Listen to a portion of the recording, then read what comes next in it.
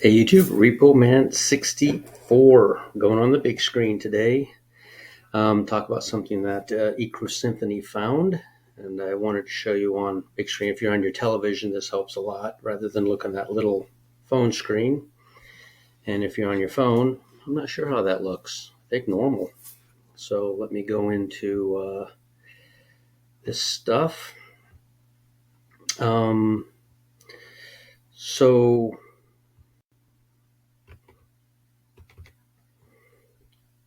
Symphony found that let me close that. I'm not really good on this computer, so let me try to figure it out real quick. Easier on my phone. All right, let's go here. And we'll go here. Now on the timeline, she found over here that the day out of time, remember I had over in here in these 58 days, Joshua's long day, because from Pentecost, where Mary went to see Elizabeth and John leaped in the womb. John leaped in the womb. Jesus would have the egg would have just attached to the uterine wall, which happens on the seventh day after she conceives.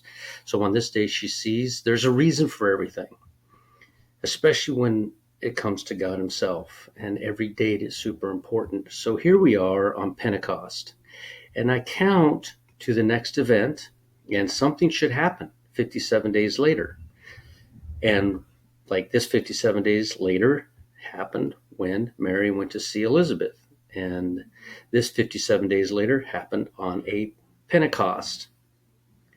So you go 57 days, and I had this problem right here where it landed one day off. So I knew Joshua's long day was in here somewhere. So she did some work, and she found it.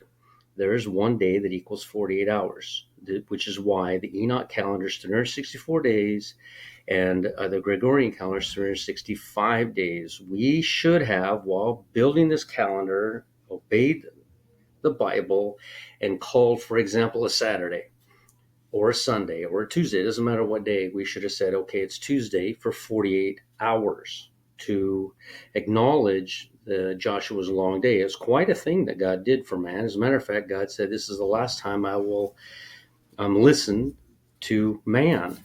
Now I'm guessing, I can't see it, but I'm guessing my photo is down there in the bottom right covering up a lot of this stuff. And I don't know how to get rid of that. But if you look down here, I don't know if my photo covers it, but and I'll explain this clearly. Shabbat 11. Shabbat 11 is the 11th month and the 11th day. This is 11th month, 11th day. This is what everybody's seeing, 11/11. Purim is 11 months and 11 days after the head of the year. So from March 17th, the head of the year, to February 28th, March 1st. Remember, there's a day at a time. So right in this area, there was a problem. And I said that several times in several videos, that there was a problem in this area because I couldn't make it match. And why would it go 58 days from Pentecost to Purim? Purim is a Pentecost.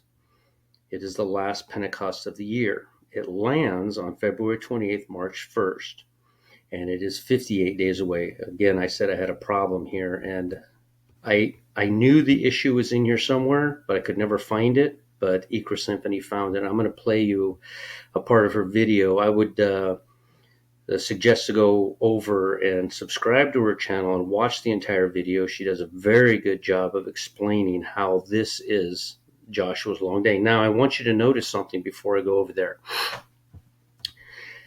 February 10th, 11th is 48 hours. We're calling it 10th, 11th. Technically, it should be just February the 11th for 48 hours. This is Joshua's long day. Symphony found it. I wrote it there.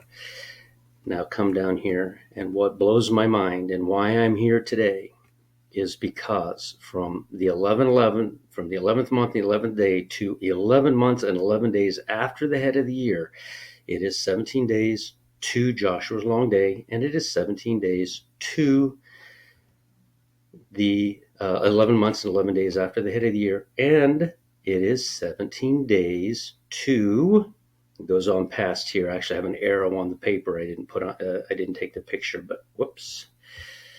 And that happened. Let's see here. Let's see, where did I go? Yeah, we're going to have a little bit of a technical issue as I figure this out, but okay, I don't know why it's doing that. Maybe oh, there it goes. Okay, so let's see here. Oh my goodness, how does this keep happening? I need to get more technical, I know that. All right, so the next 17 days after 11 months and 11 days after the head of the year lands on March 17th. There was an arrow down here, goes to March 17th. Exactly 17 days after Purim. Exactly. So that's why I'm on here, is to show you that there is a countdown happening, and I am more and more convinced every single day that we're looking at maybe, I don't want to say for certain, that we're looking at maybe a rapture event happening on March the 16th. The dead in Christ go first. Let me go back to where I just was real quick and show you something also that I thought of while I was doing this. Over here, I think Lazarus got sick on March the 13th. On March the 14th, Mary and Martha sent a messenger to... I guess that's going to keep happening to me. There must be an arrow. Oh, there it is. Sent a messenger to Jesus that Lazarus was sick. So they have to walk for 2 days. They walked 2 days to get to Jesus. When they get there, it is March. Okay, that's not annoying at all. And it keeps happening. This is going to be a very long video because I'm not technologically advanced.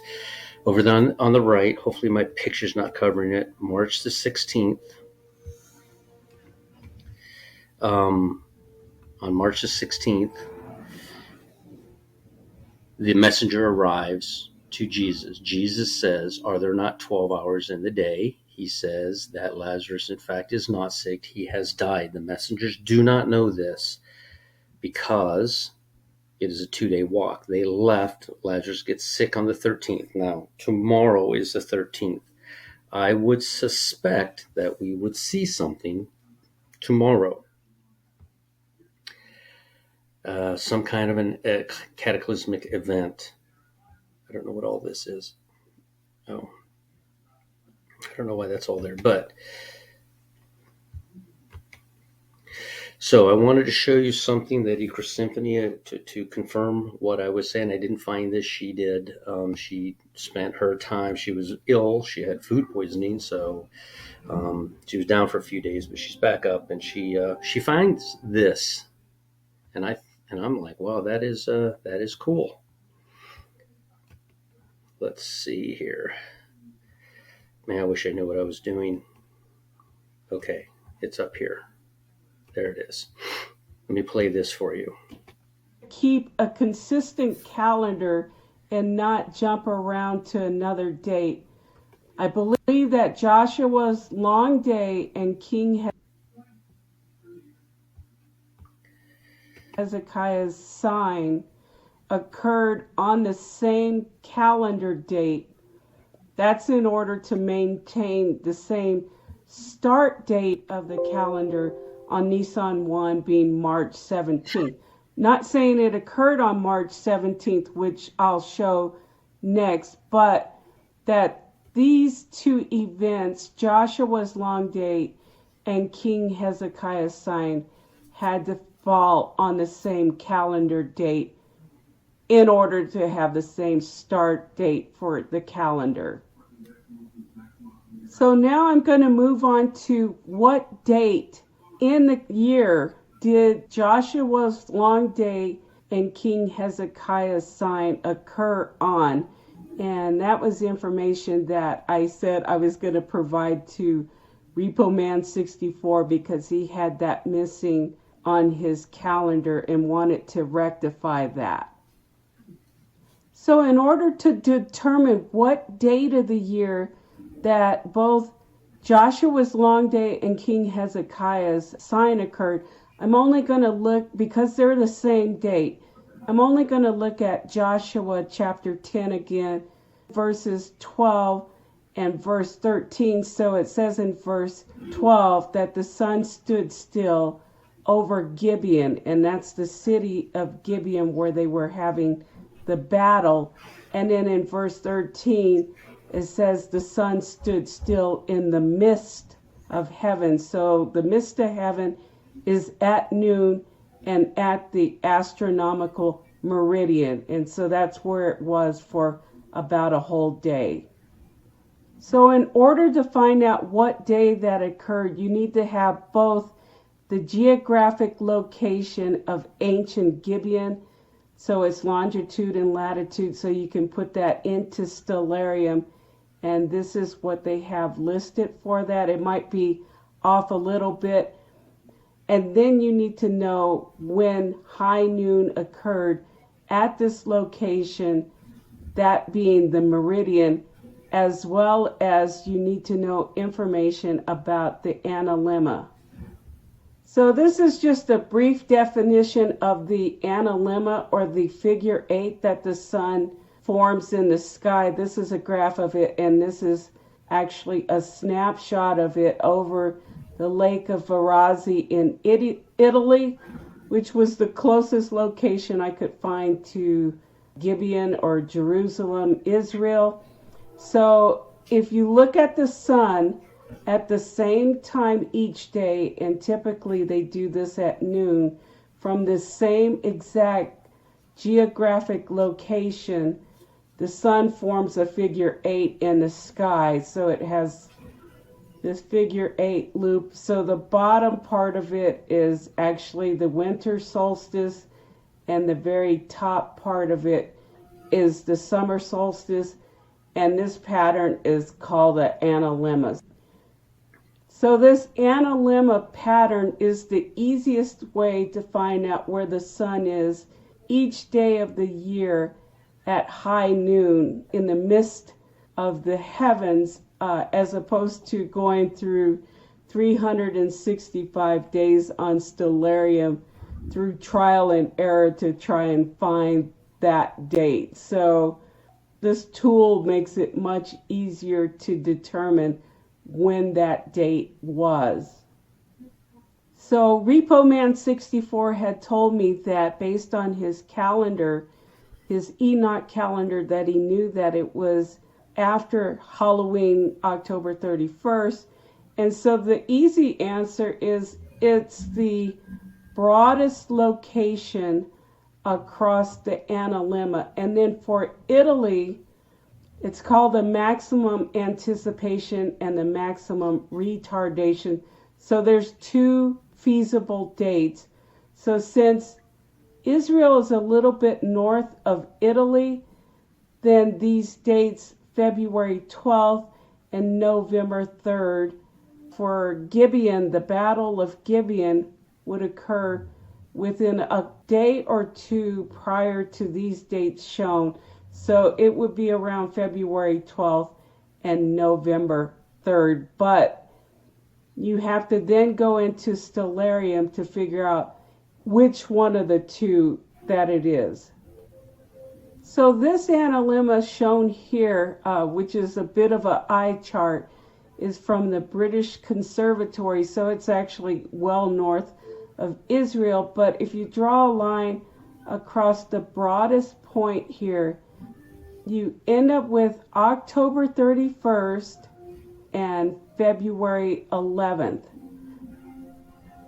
So for the Gibeon geographic location in stellarium, you see that the sun is exactly at the meridian and the ecliptic on October 31st. The year doesn't matter, just the date, at 11:23 a.m., so 37 minutes before noon, and this discrepancy is due to the fact that the analemma is at the British Conservatory, and then for that other one, the photograph was taken at Italy.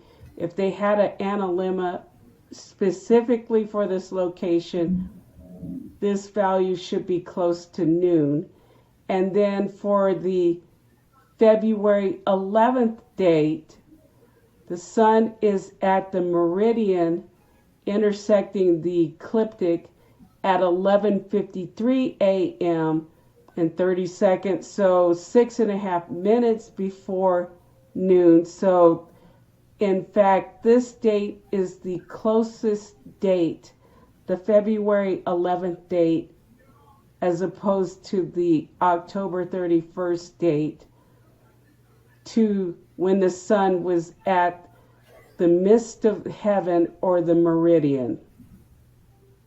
So therefore, of the 2 days, Joshua's long day and Hezekiah's sundial sign that went backwards fell on both of them on February 11th.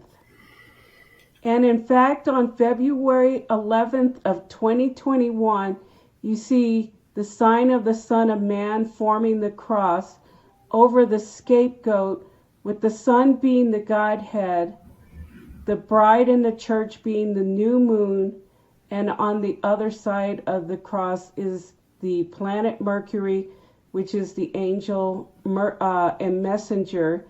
There was a Venus and Jupiter conjunction, which is the king planet, which is also striped, and then Venus, the bright and morning star, which is Jesus Christ, and at the foot of the cross, which is the planet Saturn, being Satan. And if you look at that same date again, in which the sign of the Son of Man occurred on February 11th in 2021, you see that that same sign of the cross with the new moon and Mercury, the Godhead, the Sun, the Jupiter Venus conjunction, and Saturn at the end of the cross. You see that the sun is actually at the meridian with the intersection of the ecliptic at 11:53:22, which is 8 seconds earlier than at the one that was at the Battle of Gibeon for Joshua's long day. But Gibeon, the city, the ancient city, is just a little bit offset from Jerusalem, thus it having the 8-second delay. And finally, I don't know if this is noteworthy or not, but in Zechariah 1, in verse 7 through 9, you have on the 24th day of the 11th month, the month of Shabbat, the sign of the Son of Man occurred 4 days after that, which would be on the 28th day of the 11th month. So at that time, a man was riding a red horse among the myrtle trees, but there was still peace. So I don't know if 4 days later we now no longer have.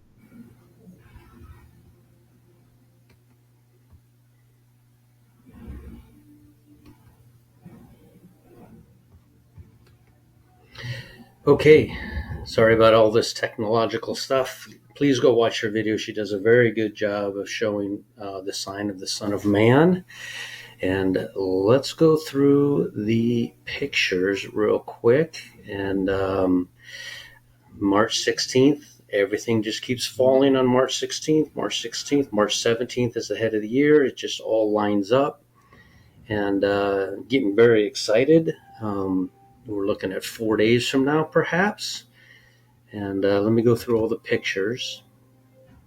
I just moved them over here. Speak thou also. This is 31:13. I did not see what verse it was, or what book it was. Speak thou unto the children of Israel, saying, verily. Oh, this is where God is saying how important His Sabbath is. That's the one commandment that we don't quite understand, and I think we do now. I think March 16th is the last Sabbath of every year, setting up the Sabbaths for the following year. You know you're right on track when the very next day the four-star algenib skirts along the horizon. You know you're right on track because this day is the day of equal parts, the day where there are 12 hours in a day and 12 hours at night. Speak thou also unto the children of Israel, saying, verily my Sabbaths ye shall keep, for it is a sign between me and you throughout your generations, which means this is very important to figure out the Sabbath, that ye may know that I am the Lord that doth sanctify you. If it was intended for all mankind, then why specifically say strangers within your gates? I guess somebody had written that. This is I forget the name she gave it, but this is a procession of the sun. She gave it an actual name. Eager Symphony did. I think it's up here in the top. Let's see. Yeah, analemma. That's what it's called. This is the analemma. I wanted you to notice that the day of equal parts is March 16th, right here. This is the day where there are 12 hours in the day and 12 hours at night. Then it cuts up here. This is this is where the four-star algenib skirts along the horizon. It does it again here. It is 10 days off. This is why Noah was on the ark for 1 year and 10 days, because a shift happened on the planet. This was the head of the year previous to the flood, September the 15th. But today, as we know it, this is also the day of equal parts, September the 25th, 26th. This is the day that was the head of the year. This is the day the four-star of algenib skirts along the horizon. March the 26th is the triumphant entry of Jesus. This was the day that before the flood that the four-star of algenib skirts along the horizon. It's 10 days off. Something happened at the flood, moving it 10 days. To begin our summer, up here at the top, it starts on June the 15th and ends on June the 30th. There are 7 and 7 on either side. It's a 15-day period. Right in the center is June 21st. At this moment in time is where the sun goes into the Tropic of Cancer. You can see it up here. There's a dotted line. It enters right there and it exits right here. Same thing down here at the winter solstice, the Tropic of Capricorn. It enters right here on December the 15th. You see the dotted line, and it exits over here on December the 30th. 7 days and 7 days, and right in the center is the shortest day of the year, December the 21st. The day of equal parts is September the 26th, but the star algenib skirts along the horizon on September the 15th. These two were together previous to the flood. These two are together here post-flood, March 16th. The four-star of algenib skirts along the horizon, and it is also the day of equal parts. Go on to the next picture. After 2 days, Jesus said, after 2 days, we had a huge sign in heaven. The day everybody thought was the rapture on September the 23rd, 2017. If you add 2,000 days to that Revelation 12 sign, you land on the day of equal parts on March 16th, 2023. After 2 days, at the end of March 16th, is when I think perhaps at the midnight cry. That keeps happening. Again, I wanted to show you, this is the day of equal parts. The very next day on the 17th, you can see there are 12 hours and 51 seconds. It's past the day of equal parts. It's located here somewhere in the 16th. It will balance out at some point here on the 16th. I've heard 5:48 p.m., 5:47 p.m. is where it balances, but I'm not sure. And this is what Ikra Symphony was talking about. And the Lord hearkened to the voice of Joshua, and the sun stood still in the midst of heavens, and it took. And it's this now we found this in the book of, and I think it says it in the Bible. I'm pretty sure it says in the Bible. Is it not written in the book of Jasher? If you go to the book of Jasher, chapter 88, verse 64, there's the 8 repeated twice, 88. It's repeated twice. And the Lord hearkened unto the voice of Joshua, and the sun stood still in the midst of heavens, and it stood still 36 moments, 36 hours. The sun was up for 36 hours, and it was down for 12, totaling 48 hours. And the moon also stood still and hastened not to go down a whole day. And there was no day like that before it or after it, that the Lord hearkened to the voice of man, for the Lord fought for Israel. You'll find that written, is it not written, in the book of Jasher. And here's what Ikra Symphony was talking about, was Gibeon and the moon in the valley of Ajalon. I got this. This is why the Discord is so fantastic. I got this from a comment in my room on the Discord, and I'm going to leave a link to Ikra Symphony and my Discord. It's iron just sharpens iron in here. There's so much information. Everybody's working so hard together to try to figure this out, and I get just so much insight from people in here. And he finds, Zaniah for Jesus finds, that is why I am of the belief that when it says in Genesis 5, 23, 24 about Enoch who actually gets raptured, if you transpose the verse numbers to the year numbers, guess what you get? What's at the very end of March 16th, 2023? What is March 17th, 2024? 5783 has not happened yet, and it will not happen until March the 17th, the new Rosh Hashanah, the Rosh Hashanah that God told Moses to change the head of the year to, 5783, and he went backwards 6 months. So 5783, we still haven't caught up to it yet. We will catch up to it on March the 17th. March the 16th is the last Sabbath of the year. So 2023 to 2024, he says, is the last mentions of Enoch, and that you put it to the year, and March 16th being 2023 and March 17th being 2024. So I thought that was a pretty cool find that he had. Now, we know the Jews do not adhere to any correct calendar. They are using the moon still. Or they're attempting to make things happen on a specific day. Like I said, if you would have taken a Tuesday, for example, and made it Tuesday for 48 hours, rather than adding a day, rather than doing that, if you would have just done the Tuesday or Saturday, let's have a 3-day weekend. We do it all the time, make Saturday last for 2 days, but they didn't want to do that. They wanted it to be consecutive. So therefore, each year you'll notice that Christmas will be on a Sunday one year, and then the next year it'll be on a Monday, and then the next year it'll be on a Tuesday. It moves, but that's not how God created time. Purim. They're calling Purim in 1953 when Joseph Stalin had his fatal stroke. What day did they call Purim in 1953? March 1st. This is the day that the Enoch timeline shows for 2023. 70 years later. So sometimes their calendar matches. This is from Gina. Also, she posted this. We have a newsroom where she finds news from around the world. As a matter of fact, that's pretty much where I get most of my news from, is in her newsroom on the Discord. So it's fantastic. And this, you get these little nuggets coming across all the time, and just mind blowing when you connect them to the calendar. Precession of the sun. All right, what is Rosh Hashanah?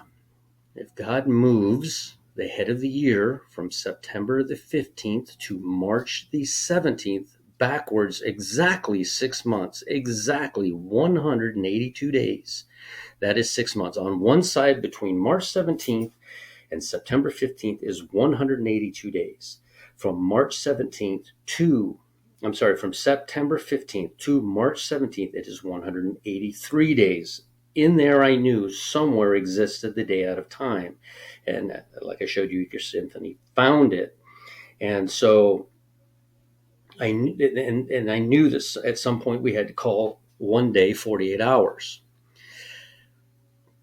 But they disobeyed God. They have always disobeyed God. We pray for the Jewish people. They are God's beloved people. God loves them, but they are a stiff-necked, hard-headed group of people. And we know at the very end of the 7-year tribulation, or however long it is, there's a lot of good arguments as to how long it lasts. But at the end of this tribulation period, the Jews will look up and realize the one that they pierced, and they will cry out. And this is what's going to save them. Of course, Jesus is the only way into heaven, or even to be in the presence of God during the millennium.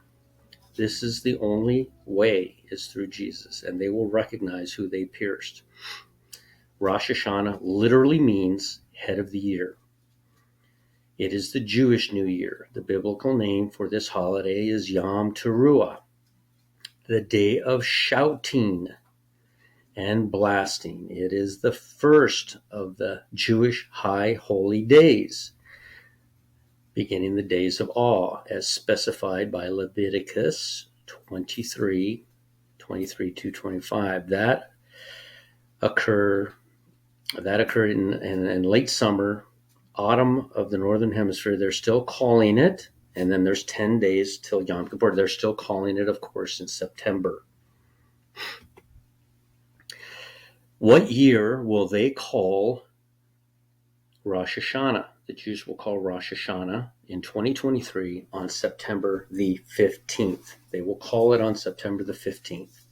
This is what the Enoch timeline says it always is, and it never changes. On September the 15th is Rosh Hashanah, the Feast of Trumpets. However, Exodus 12 says you move it back 182 days, exactly 6 months, and it will land on March the 17th. If we use the Jewish calendar, the Hebrew calendar, if we do that, it would only stand to reason that if we moved back 182 days, just like God commanded, we would find the Jews recognizing some event on March the 17th, but they do not. There is no event for the Jewish calendar for March the 17th. Passover, if they'd moved back 182 days and gone forward 14 days, or past even the 30 days past Purim, they do not land on a correct date for Passover still. They are landing days off. I don't know how they justify making 6 days disappear, but let's see. This is 1 Thessalonians 4. But I would not have you be ignorant, brethren, concerning them which are asleep, that ye sorrow not, for as others which have no hope. Let's zoom this in so you can see it. For if we believe that Jesus died and rose again, even so them also which sleep in Jesus will God bring with him. For this we say unto you by the word of the Lord, that we which are alive and remain unto the coming of the Lord shall not prevent them which are asleep. For the Lord himself shall descend from heaven with a shout, with the voice of the archangel, and with the trump of God. And the dead in Christ shall rise first.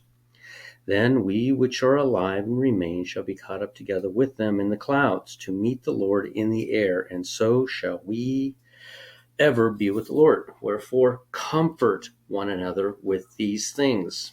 The most discomforting thing I think I could tell anyone is that you are all going to go through tribulation and get beat up, and then at the end is when you're going to be raptured. The most comforting thing I could tell anyone is that you will escape all these things. If you are a bride and you are watching, if you are the church, you will be raptured. However, the door will stay open.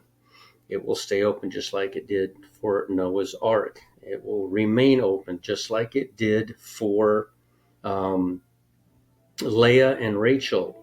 Give her her 7 days. At the end of 7 days, he got Leah. He continued working for 7 years, but he got Leah, which is why I'm leaning towards these first six seals being opened up in a very quick succession. The seals are judgment. They did not begin to be opened when Jesus went to the cross. They have not been opened yet. The Bible teaches that we are there to witness this event.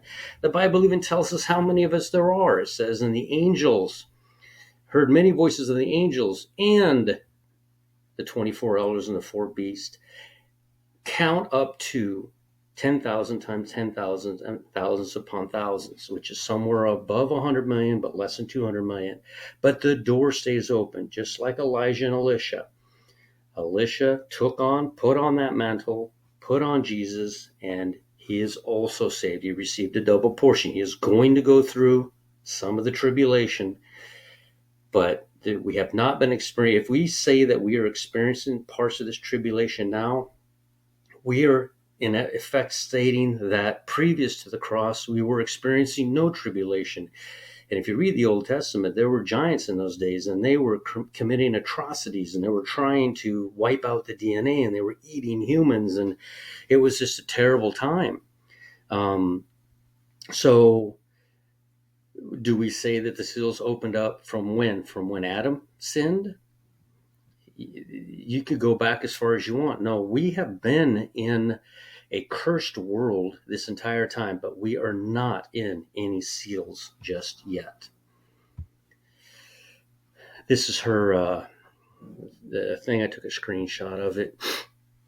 Let's see. I wanted to know what 17 meant, and 1 plus 7 equals 8. I found out that the gematria of the word Tov is 17, which contracting. I usually go to Dad's Stash. I think it's in Dad's Stash. Yeah, in Discord. He has his own room and he does all this gematria stuff. I'm not good with this gematria, but he is. And I just Googled this, and then I found out that the 17th word of Torah is Elohim, but also that the word Torah, 611 equals 6 plus 1 equals 8.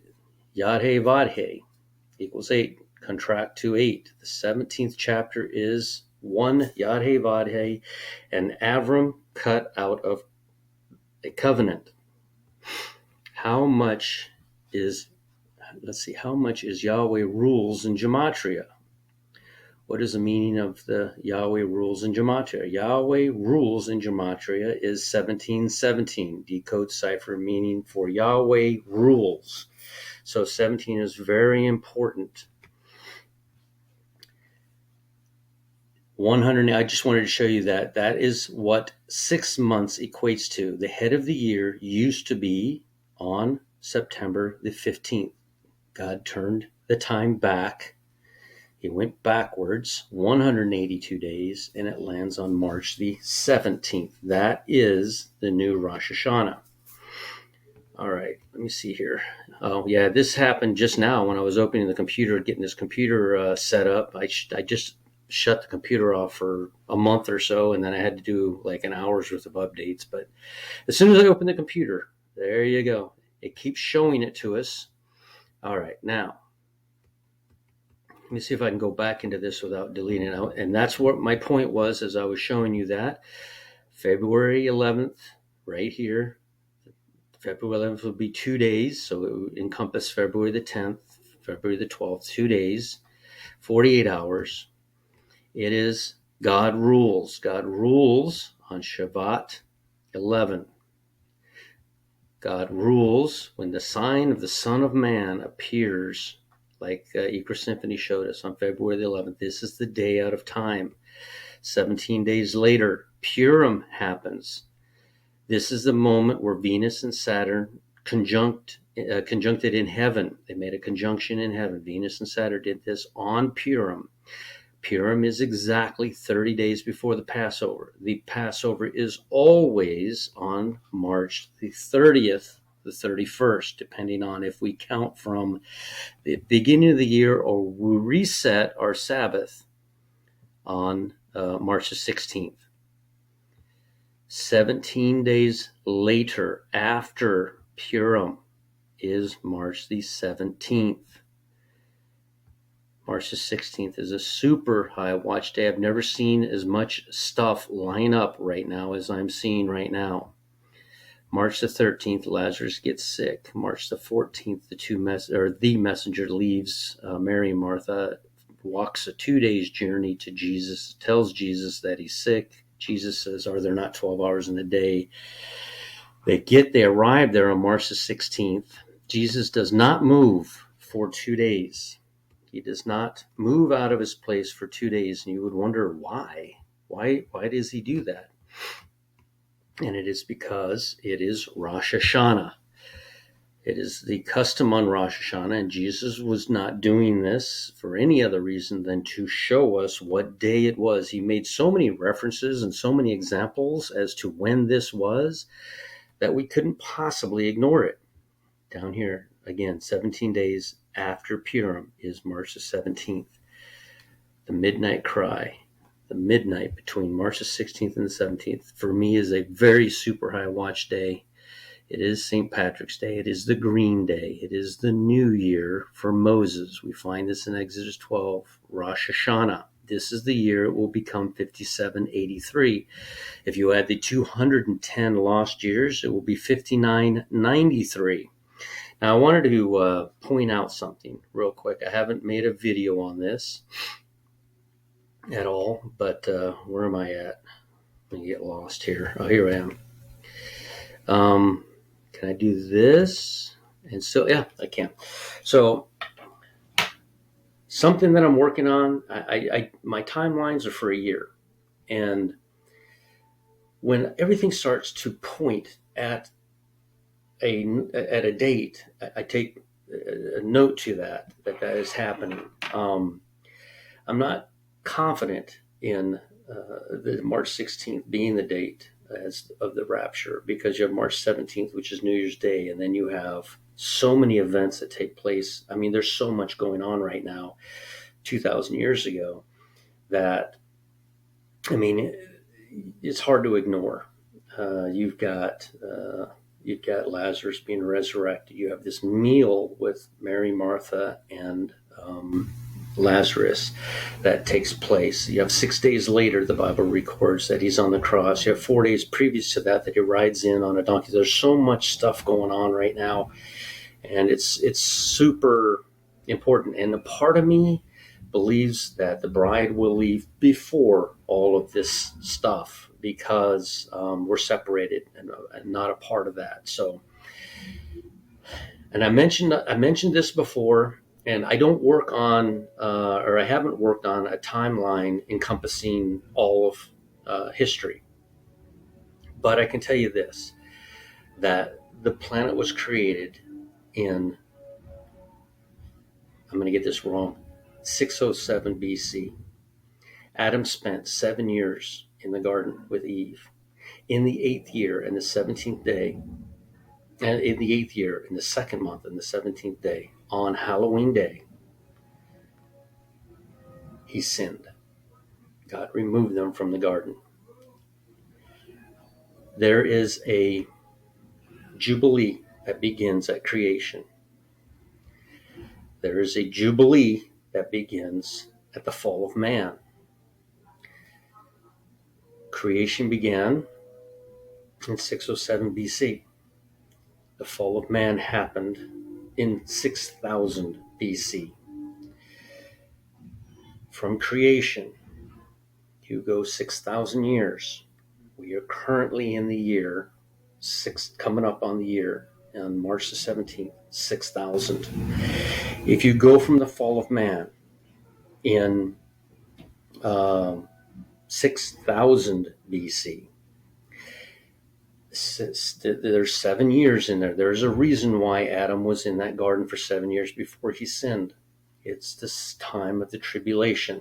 You go forward 6,000 years and you land on 2030 AD. Is that right? That's why I don't do the calendar. I don't even need this. I don't even know why I'm wearing it. That's why I don't do the calendar. 6,000 So Jubilee begins in 6007 BC and runs its course up to our current year in 2023. There you go, 2023. That totals 6,000 years.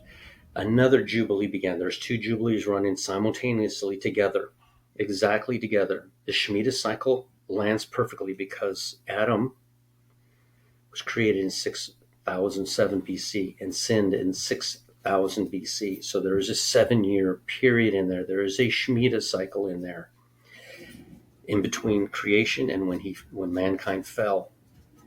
So if you go forward, we're coming up on 5783, 5993, if you'd like to call it, which is actually more accurate than because the Gregorian calendar is just a random date, except for it. I know God had his hand in it because of all the events, all the holidays that seemingly land perfectly, like St. Patrick's Day on March the 17th, and Mary conceiving on Christmas Day, and John leaping in the womb on New Year's Day. All these events, they just aren't accidents. The flood happening on Halloween. It's just none of these things are accidents. So 6007 BC is one timeline, a Jubilee sequence that goes from 6007 BC to 5993 or 2023. It is the same. Slide forward 7 years. Another Jubilee sequence is also taking place simultaneously from 6000 BC up to 2030, if that makes sense. 6,000 years in between each event. One of them, and you can go find this in extra biblical, that Adam, in fact, was in the garden for 7 full years, and in the 8th year, in the 2nd month, in the 17th day, on Halloween Day, Adam sinned. This is also the same day the flood began. God doesn't, everything he repeats, and he does it on purpose so that you can catch on to what he's saying. So if there's somebody out there, I can't make, that's way beyond the scope of my understanding. But as I was sitting there studying all this, it dawned on me that the 7 years of when they were in the garden is also representative of the 7 years of the tribulation. So there's a little bit of information there for anybody who would like to run with that. But the Jubilee cycle for Adam's creation will end on March the 17th, 2023, or March the 17th in the year 5783. The next Jubilee cycle will end because of the 7 years he was in the garden and then kicked out, will end in 2030 or 6,000 because it's 5983 to 6,000. So I don't know if anybody could put that on a timeline. That'd be super interesting to watch. Anyway, RepoMan64, like, comment, share, and subscribe. I'll put a link to Ecro Symphony's video. It's spectacular.